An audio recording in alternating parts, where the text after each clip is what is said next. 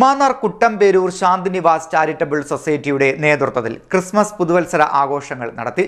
വിവിധ കേന്ദ്രങ്ങളിലായിരുന്നു പരിപാടി. മാന്നാർ കുട്ടൻപേരൂർ ശാന്തിനിവാസ് ചാരിറ്റബിൾ സൊസൈറ്റിയുടെ നേതൃത്വത്തിൽ ക്രിസ്മസ് പുതുവത്സര ആഘോഷങ്ങൾ സംഘടിപ്പിച്ചു. ചെന്നിത്തല, ചെറുകോൽ, ഈഴക്കടവ്, അൽഫോൺസ ദാനകേന്ദ്രത്തിൽ മാവേലിക്കര നഗരസഭാ കൗൺസിലർ അനി വർഗീസ് ഉദ്ഘാടനം നിർവഹിച്ചു. 28ാമത് പൊതുച്ചോറ് വിതരണവും സൗജന്യ മരുന്ന് വിതരണവും സംസ്ഥാന ലൈബ്രറി കൗൺസിൽ അംഗം ജി കൃഷ്ണകുമാർ നിർവഹിച്ചു.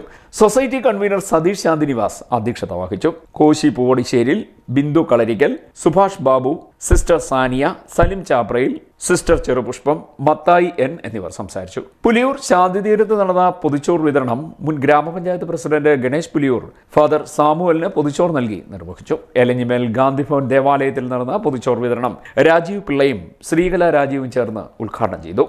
ഗാന്ധിഭവൻ ഡയറക്ടർ ഗംഗാധരൻ ശ്രീഗംഗ മുഖ്യപ്രഭാഷണം നടത്തി. മാന്നാർ പ്രാഥമിക ആരോഗ്യ കേന്ദ്രത്തിൽ നടന്ന പൊതുച്ചോർ വിതരണം Mannar town club president Vijayakumar doctor Chitra സാബുവിന് പൊതുച്ചോർ നൽകി നിർവഹിച്ചു. CDNet news, Mannar.